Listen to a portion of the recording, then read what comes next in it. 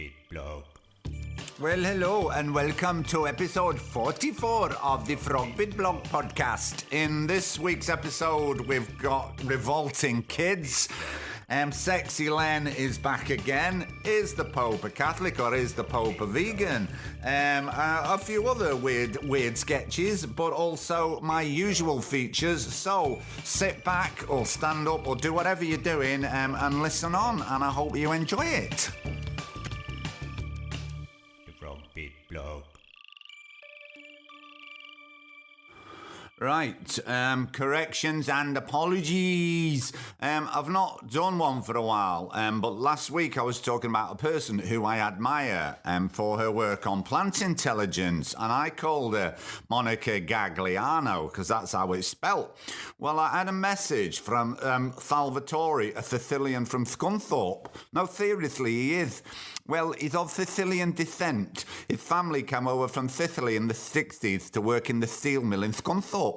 Anyway, Salvatore said, "Hey, you pronounced the name of the woman wrong. In Italian, the G is silent. It's Monica Gagliano, not Monica Gagliano, you daft sod." Well, thank you for that, Salvatore, the Sicilian from Scunthorpe. Point taken. Right, I was cycling in to work the other morning and there was a queue of traffic that I cycled past. Smugly, of course, as you do as a cyclist, a smug cyclist. Anyway, I was just looking at the names of cars and they're really running out of names, aren't there? There's a Nissan Qashqai or something that was so many queues and I can't pronounce, something unpronounceable. And there's another car, and I'm not sure who by, but it's called a Duster. I kid you not, a Duster. Remember, people are getting paid good money to put up with to come up with these names, and whoever thought it was a good idea to name a car after a piece of cleaning fabric? I don't know. I mean, whatever next? The Ford tea towel or the Nissan dishcloth? Anyway, I've come up with a good name for one. I thought it might be a good way of earning a bit of extra cash on the side. Now, it'd have to be an electric car, of course, but I thought a good name would be a Huff. What do you think? The Huff. So the slogan could be, drive off in a huff. Wouldn't that be good? If you've had enough, drive off in a huff. When the going gets tough, go off in a huff. What do you reckon? The frogbitblog. Right, here's some news. The Pope has been offered £1 million to go vegan for Lent. Environmental campaigners have issued a challenge to Pope Francis: go vegan for Lent and receive £1 million for the charity of his choice. The purpose of the $1 million vegan campaign, led by 12-year-old Genesis Butler, that's a cool name. I wonder what she was conceived, what her parents were listening to. Anyway, carry on. The campaign led by Genesis Butler is to encourage people to eat less meat and dairy in order to fight climate change. The Pope, leader of the world's 1.2 billion Roman Catholics, has been outspoken on environmental issues. Climate change is a global problem with grave implications, environmental, social, economic and political, he said in 2015 encyclical, I think that's what it's called. The ecological crisis and the large-scale destruction of biodiversity can threaten the very existence of the human species. Good on you, Pope, for saying that, by the way. The campaign is backed by celebrities including Paul McCartney, the actor Mina Savari, the musician Moby, and naturalist and TV presenter, which I often talk about, Chris Packham. And while we're on the subject of Chris Packham, interestingly, Chris Packham has gone vegan. He did vegan for Veganuary and he's gone vegan permanently. So good on you, Chris. Anyway, back to the story. Matthew Glover, CEO of $1 Million Vegan, who co-founded the Veganuary campaign, said the Pope had been selected for his environmental leadership and influence, particularly in South America, where great forests continue to be cut down. We're launching this deliberately bold, audacious campaign to jolt our world leaders from their complacency, said Glover. We are thankful that Pope Francis has spoken out, and that is why we are humbly asking him to try vegan for Lent. The Vatican has not responded to a request for comment at the time of publication. Now, we might have a bit of problem going vegan because the bit of bread that Pope eats, that's actually the body of Christ. It's called the transubstantiation. And it actually says that the bread and the wine, when they make it, actually turns into the body of Christ. Anyway, so how could he be vegan if he's eating bits of Jesus? Unless, in fact, Jesus is a vegetable or a root vegetable. Now, there's a question. Yeah. What if Jesus was a vegetable, what vegetable would he be? Email in at thefrogbitblog@gmail.com.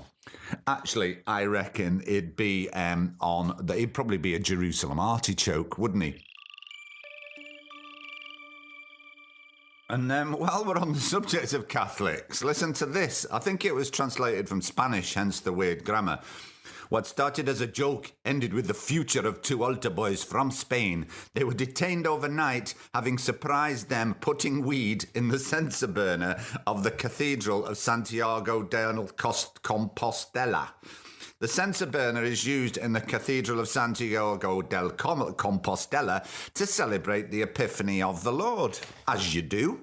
Several assistants stated that, in this occasion, the holy precinct was suddenly covered in an odd smell. It did not smell as always. It was a familiar smell, but I could not relate it to anything. But in my son's bedroom sometimes smells like that. Following the mass, these altar boys were arrested by the police after confirming that the strange smell was correspond to marijuana. It was a joke. The idea came during the Christmas Eve mass. We bought no more than half a kilo of weed. No more. That's quite a lot, isn't it? I think.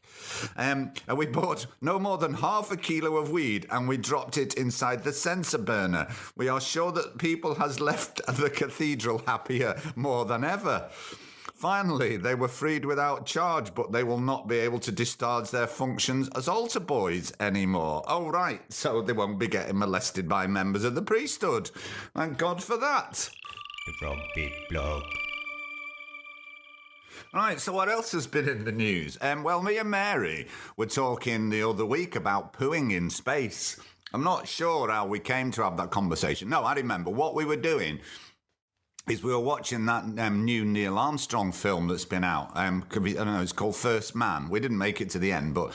And the whole, back then in the 60s especially, the whole rocket thing was a bit rickety and a bit scary. And we were watching them having the launch into this early rocket and went, God, if you were in that spacesuit and you were nervous and needed a wee or a poo, what would you do? Can you poo in your spacesuit? And we didn't know. And we pondered and we forgot about it. And lo and behold, when I'm flicking through the news, it came up. The wonderful internet just happened to have an article about it. And apparently it's quite hard to do.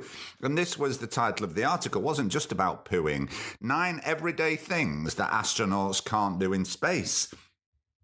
And it was from an online magazine called Business Insider. Now, I'm not sure what that's got to do with business, but there you go, unless it's about doing your Business Insider spacesuit. It says common items like salt and bread are banned from the International Space Station due to fears that they'll send floating pieces everywhere and potentially damage space equipment or accidentally get inhaled by astronauts. So that wouldn't be nice, would it? Inhaling salt and pepper. And there's another long list of things. Well, 8 other things I won't bore you with. But then it gets to pooing. And it says, number 2 is more challenging because you're trying to hit a pretty small target. Peggy Wilson, who spent a record 665 days in space, previously told Business Insider. The bathroom, brackets, if you could call it that, also has no door, just a curtain, and astronauts must strap in so they don't float away. The lack of gravity can cause some unsavoury complications since even a piece of human waste can float away. Here's how astronaut Barry Wilmore once described it.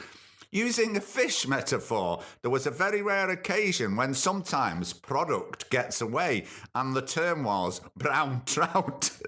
So you have to recoral your brown trout, and that can be kind of humorous. You go, this stuff doesn't happen on Earth. Brown trout, that's what you have to shout. Brown trout, if there's a poo floating about. Could be a hit, what do you reckon? But there you go, if you ever hear the term brown trout, now you know what it means.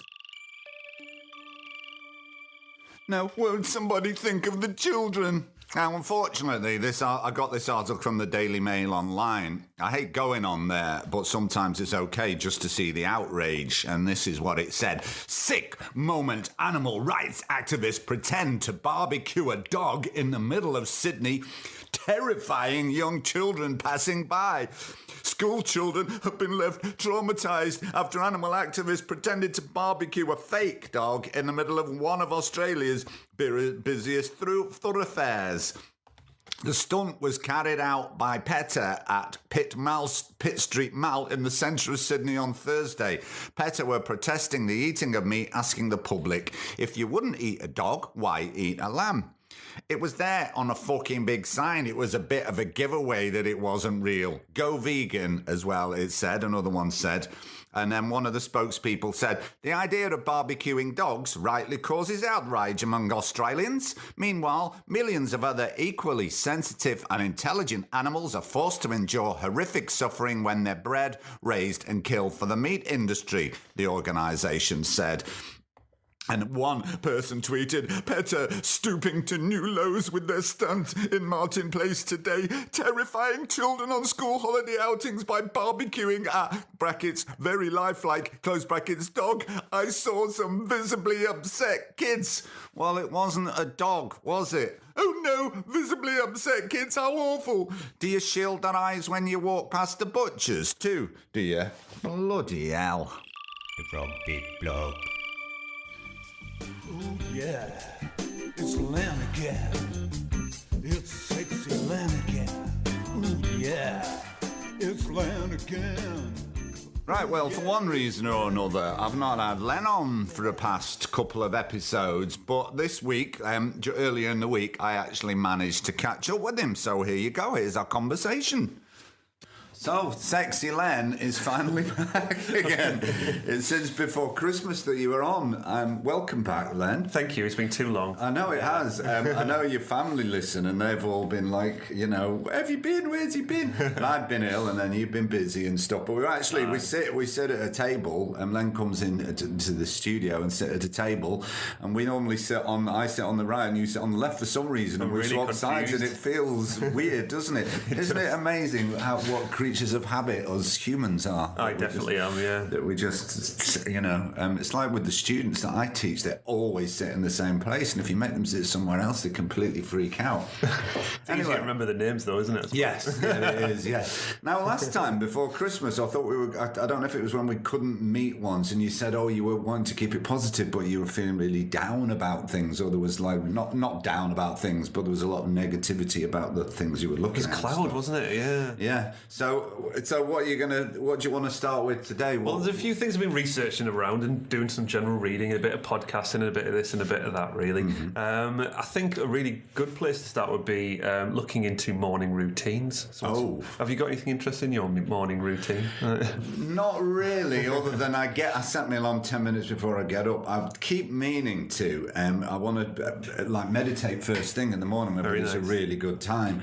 But in winter, you know what I mean? Yeah. It's hard in winter. I find it really hard I always feel like I'm dragging myself out of bed in winter.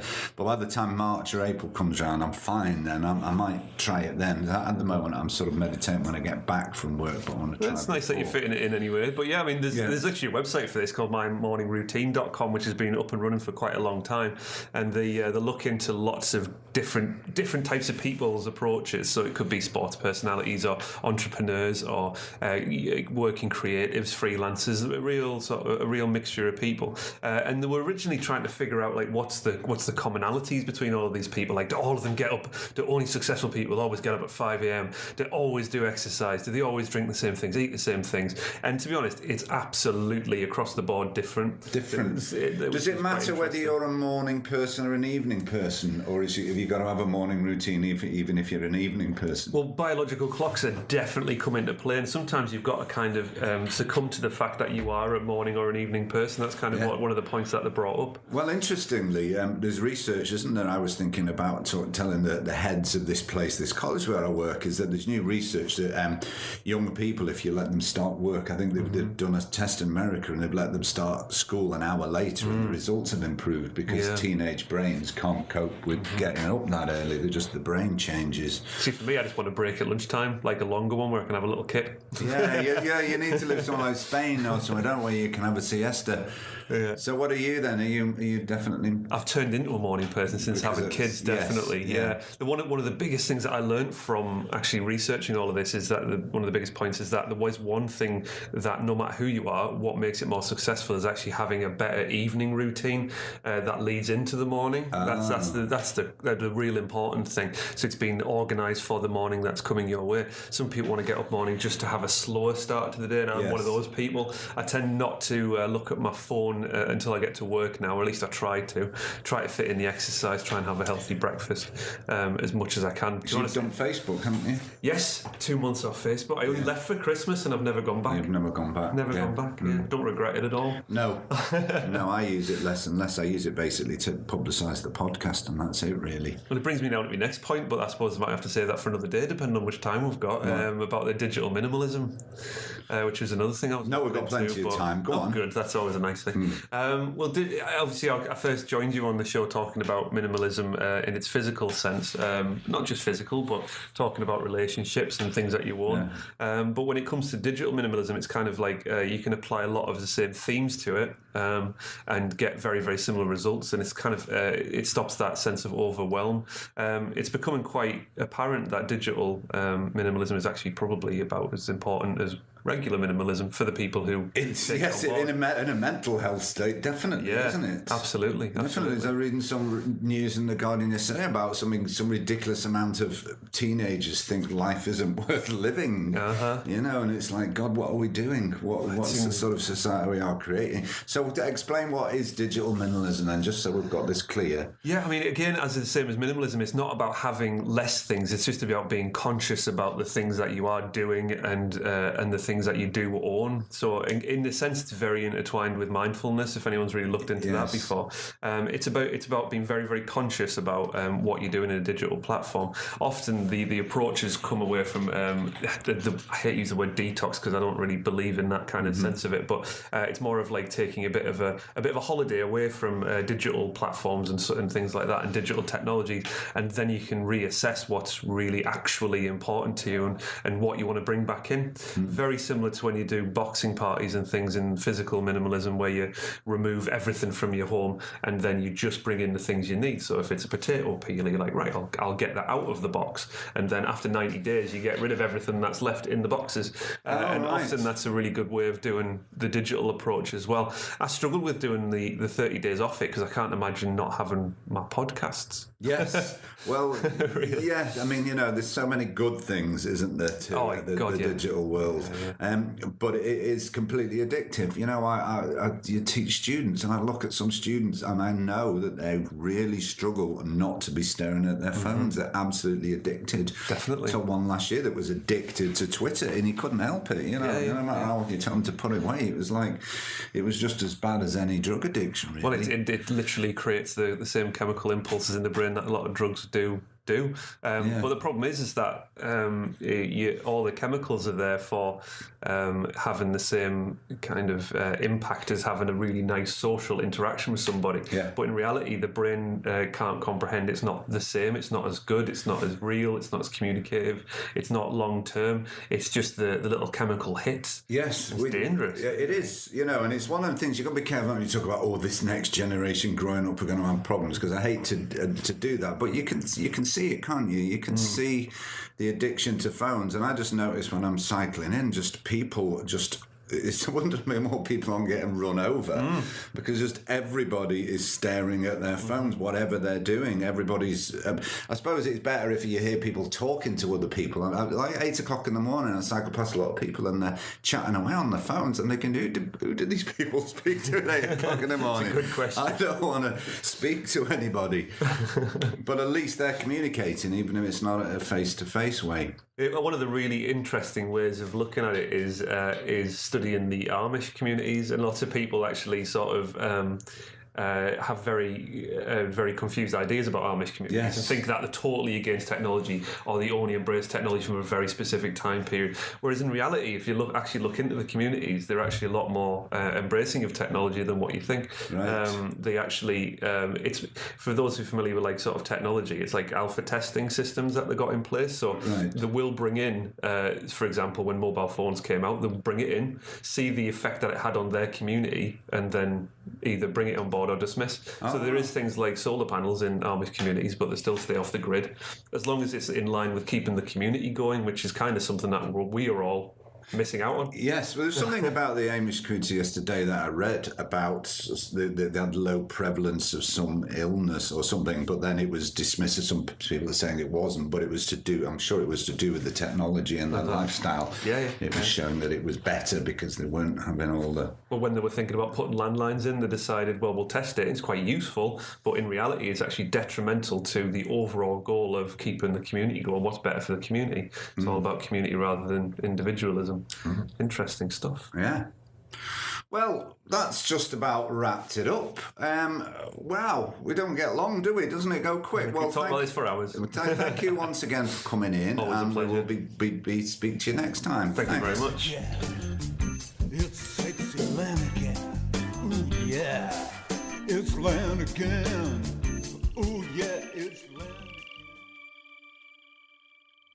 Right, as you know, I teach, and I've always thought kids are revolting, but now kids are revolting. They're all at it, taking the lead from Greta Thunberg, the Swedish student we featured on last week's show.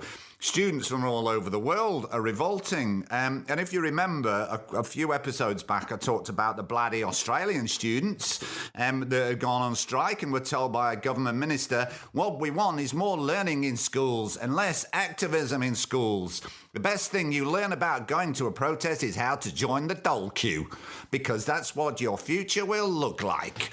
Nice. Well, UK schools are at it now, and on Friday there were marches and protests all over the country. So well done, all of you. And of course, the Tories had a few things to say about it. A number 10 spokesman said that while it was important for young people to engage with issues like climate change, the disruption to planned lesson time was damaging for pupils. This is what they actually said. Everybody wants young people to be engaged in the issues that affect them most, so that we can build a brighter future for all of us. It is important to emphasize that disruption increases teachers' workloads and wastes lesson time that teachers have carefully prepared for. Oh, right. So all of a sudden you give a toss about teachers. Tories for teachers. Yep, thousands belong to that group, don't they? Look, I don't think there would be one teacher that would say, oh no, I prepared this lesson, but my students are off trying to protect their future on this planet. How dare they? Anyway, the Tory went on to say this. That time is crucial for young people, precisely so that they can develop into the top scientists, engineers and advocates we need to help tackle this problem. You know, as if one day protesting about their very existence and the very future of humanity wasn't a good reason to take one day. Yes, one whole day. Why don't they do this speech when we get days off for royal weddings and the such, eh? Just thinking. It was even worse in Belgium, where students were protesting. I did mention last episode about the sociopaths that a lot of our students seem to be. But get this, sociopathic students, that's not what I meant. I meant sociopathic politicians. That was a bit of a Freudian slip there, wasn't it? But anyway, carry on. I meant sociopathic politicians, okay? Get that clear. A Belgian minister and Belgian environment minister has been forced to resign after falsely claiming that the country's intelligence services held evidence that children were skipping school to demonstrate over climate change were being directed by unnamed powers.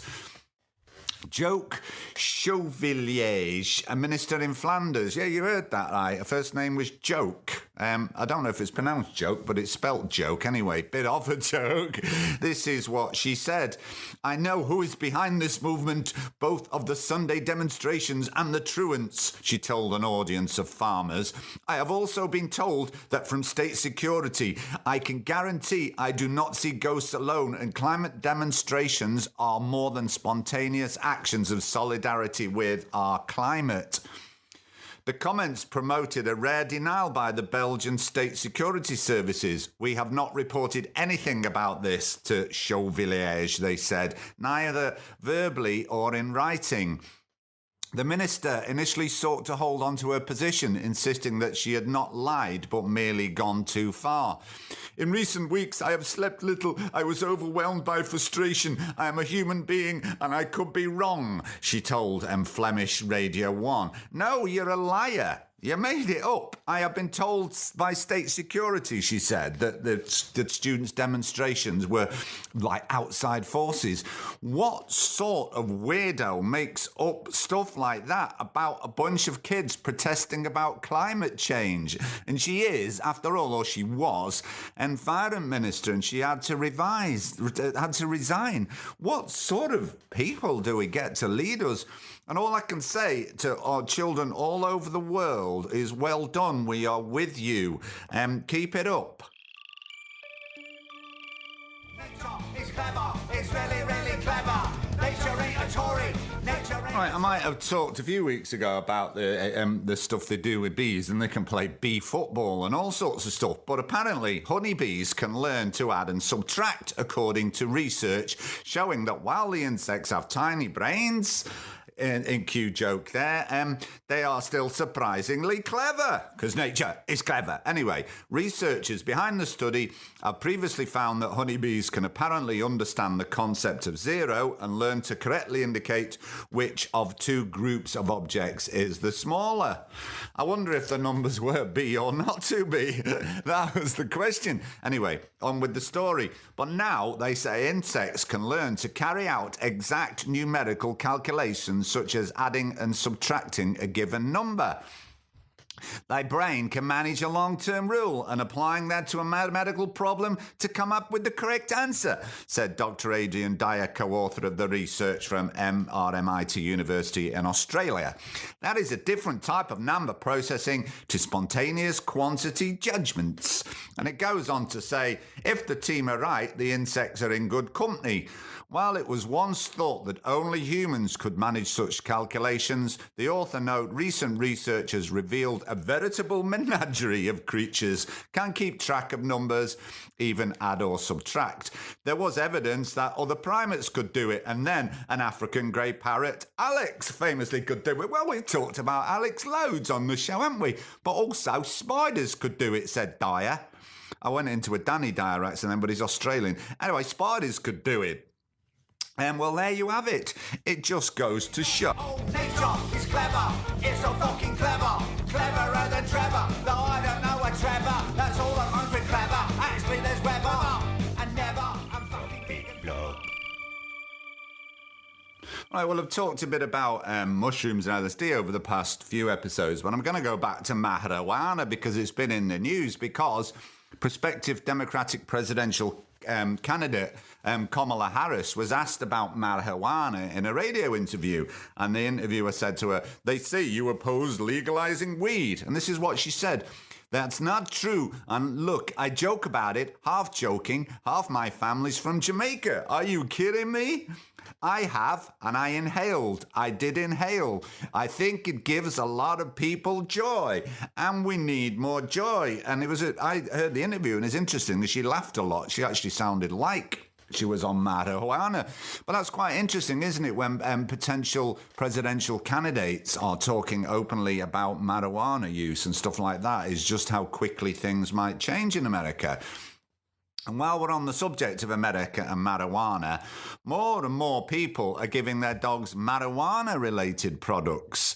Legalization's progress across much of North America has given rise to a craze for CBD, the chemical found in marijuana.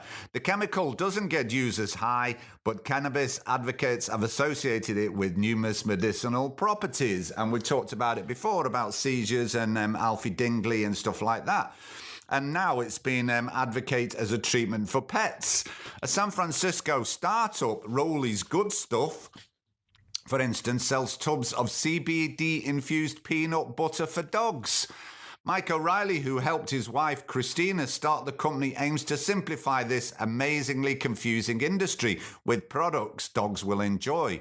And it was inspired by Rolo, their giant Leon burger, who suffered from a painful bone cancer during the last months of his life. He licked it right up and all of a sudden he's sleeping like a baby.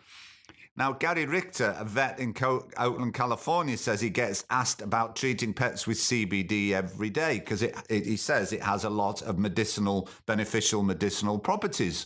I've seen animals that have fewer seizures, as well as improvements mitigating separation anxiety, aches and pains, gastrointestinal problems like vomiting and diarrhea. Now, as a vet, he can't legally recommend CBD for pets, though starting on January the 1st, he will be able to discuss it with pet owners. He can't recommend it, but he can discuss it. That's a fine line you're walking there, a subtle distinction. So, in California, if you have a dog... Is it okay to talk about drugs? No. Is it okay? Gonna do it anyway.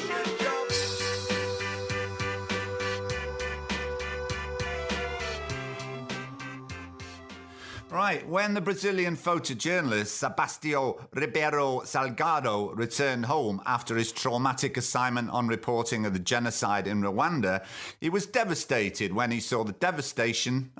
He was devastated when he saw the devastation, who wrote that had taken place in his childhood land, the Minas Gerais. His home, which was once a paradise of tropical forests, had turned into a barren land with no trees and no wildlife. In an interview, he described the land as sick, with only 0.5% of the area covered in forests. He had to help somehow so that his homeland did not turn out to be another wasteland that many modern forests are becoming. Salgado's wife, Lilia de Luis Wanik Salgado, came up with the idea of afforestation, replanting the forest. They went on to inspire people, collect funds, gather teams and recruit partners. By 1998, Salgado had founded Instituto Terra with the motive of transforming the barren land back to pristine forest. Yep. The Institute Terra wanted to recover 1,500 acres of rainforest in the Bulgao farm in Minas Gerais. In 1998, the farm had become a cattle ranch after the deforestation, and it was dubbed a private National Heritage Reserve, and Salgado went out for the first seed planting in December 1999 and continued to do so. Since they had a motive to restore the rainforest back to the way it was, Salgado made it especially clear that the trees that were replanted should be native to the land. He had observed that if trees were not native, the native wildlife doesn't return to it, keeping it forever silent. And they have planted over 2 million seedlings of 290 species of trees and more. 172 bird species have come back, with which 6 were in danger of extinction. 33 species of mammal have returned, with 2 of them being vulnerable and about to be extinct worldwide. There have been a return of 293 species of plants, 15 species of reptiles, and 15 species of amphibians. And they've set up an institute to educate others, and now, as a result, by 2012, the Instituto Terra has developed about 700 educational projects and brought in about 65,000 people who work in more than 170 municipalities. Now, I don't actually know if they are rich people. They might have just set it all up with a vision, but I needed an article for this week's bit of rich people, so good on you. whether you're rich or whether you're a posh twat. I don't think you are, but I'm going to call you that because I like the tune. It's not where you're from, it's where you're at. And you can't help it if you're a posh rich twat.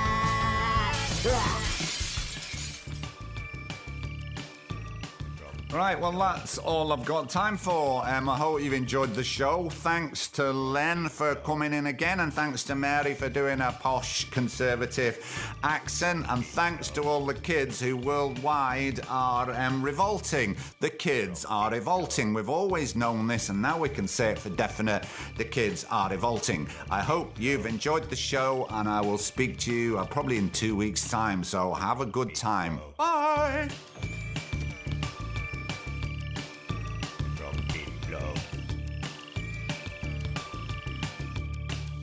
Frogbitblog.